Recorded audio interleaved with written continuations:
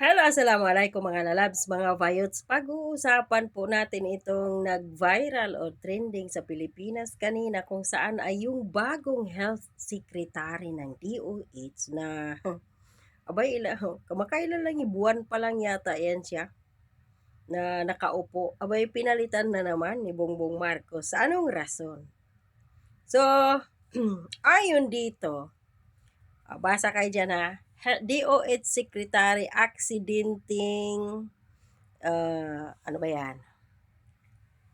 Nasiko si First Lady Lisa nagbitiw. O ayan ha. Kusang nag-resign si Puhalte dahil sa kanyang kalusugan di umano. Wow, kalusugan. Mga lalabs, mga bayots, let me remind you na nung bago pang upo si Bongbong Marcos bilang isang presidente noong 2022, inappoint niya si dating Solicitor General or abogado ng bayan na si Jose Calida during Duterte's time administration. So, sa COA yun siya ha, bilang COA secretary, ganyan. So, isang buwan lang yun. Si former Suljin Jose Calida as a COA auditor, secretary, ganyan, nagbitiw. Pinaupo lang doon ng isang buwan ni Bongbong Marcos or ni Liza Marcos dahil daw sa health issue.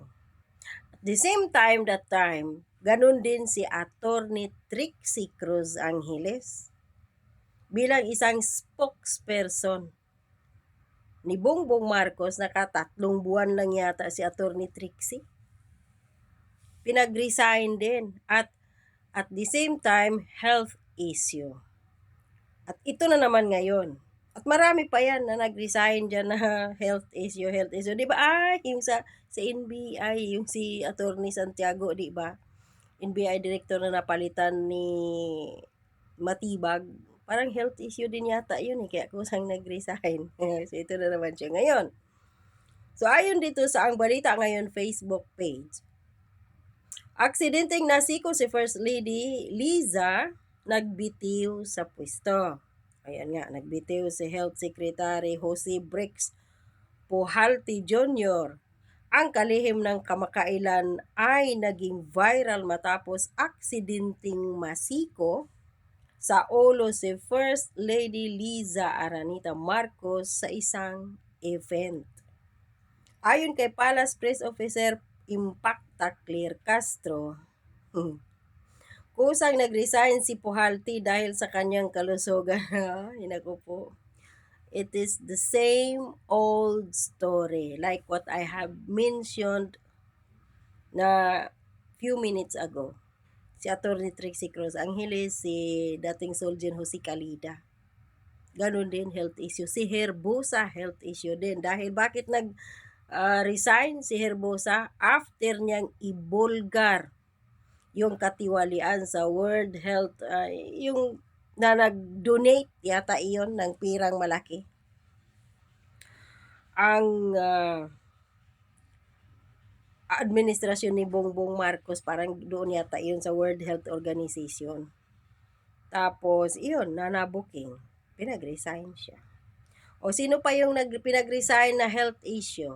Hindi lang yung health issue. Yung dating CIDG ba yun?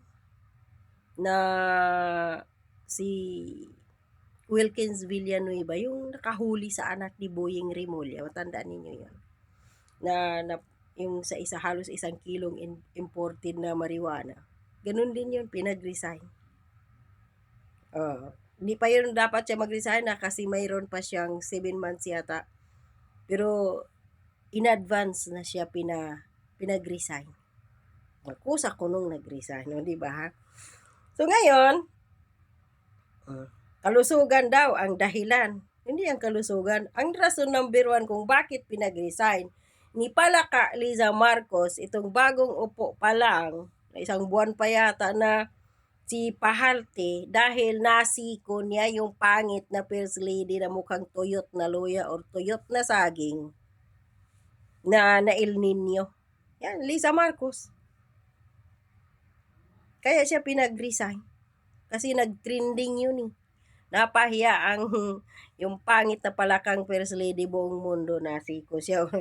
Talaga ba sigurong siniko siya siguro ng itong ano na to, secretary ng DOH. Sama kasi ng ugali mo. Tsugi. Ay, naku. Ang pagbibitiw ay dumating ilang linggo lamang matapos siyang italaga. O, wala pa pala siya isang buwan, ha? Ilang linggo pa lang.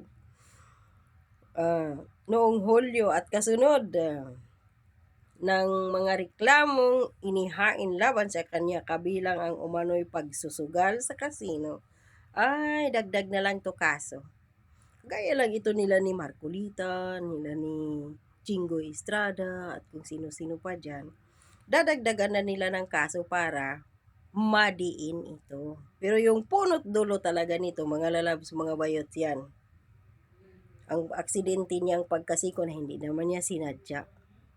So dahil mataas ang ego ng pangit na palakang first lady, dahil untouchable siya ngayon, o ayan, kailangan mong magbitiw or otherwise. Alam nyo na. Kaya, patong-patong na kaso ang kanyang kakaharapin. Pero kahit pa man, kakasuhan pa rin niya ng dami. No? Pagsusugal daw na sa kasino, ha? Saan pa? Pagsusugal sa kasino at hiwalay na reklamo sa ombudsman kaugnay ng procurement ng tuberculosis medicines. For God's sake, may procurement kaagad ito na issues about tuberculosis medicines. Kauupo pa lang niya, linggo pa lang. Di ba? Mag-isip na kayo dun. Dagdag na lang yun na ano sa kanya, sa kaso. Pinatungan na siya ng patong-patong na kaso para wala siyang kawala dito. At hindi siya pwedeng magsalita. Yung nakasiko kay Lisa Marcos, otherwise, patay siya or yung pamilya niya dito. Tandaan ninyo yung yung ibinulgar ni Maharlika na kaibigan ni Lisa, yung lalaki na may anak na nasa Turkey, na pinakidnap na nasa na ngayon sa The Hague sa Netherlands na nakaupo nakatira ngayon dahil nakatakas, something ganyan. So sino tumulong doon sa lalaking yun, dahil kaibigan ni Lisa to prosecute, dapat papauwiin yung mga anak noon sa Pilipinas at doon ikulong siguro, kasuhan yung asawa, sabihin siguro gawan ng kaso ba na baka ito ay siraulo, may mental problem, ganyan. So ito rin ngayon, ha? Itinanggi ni Pahalti ang casino allegations at tinawag itong demolition job, which is true. I am with this new appointee health secretary dahil wala siya niyan eh. Linggo after a few weeks pa lang, pag dati dito nakasulat dito sa balita, magkaroon na kagad siya ng casino problem at mga procurement.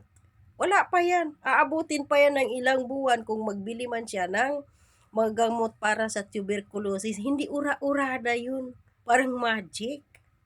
Kasi kadadaan pa yan sa maraming ahensya bago mapirmahan yun ng presidente yung approval niyan.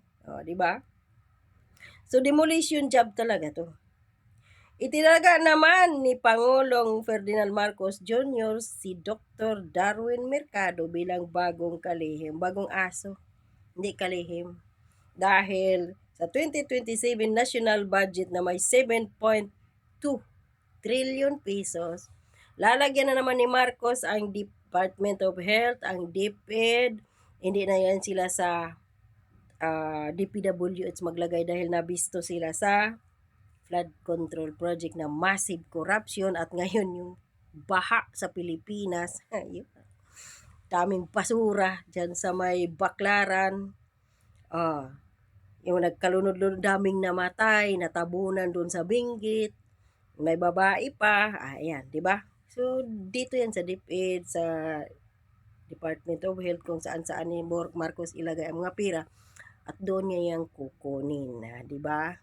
So, maniwala kayo na nag-resign dahil may sakit? Hindi ako maniwala. Demolition job to.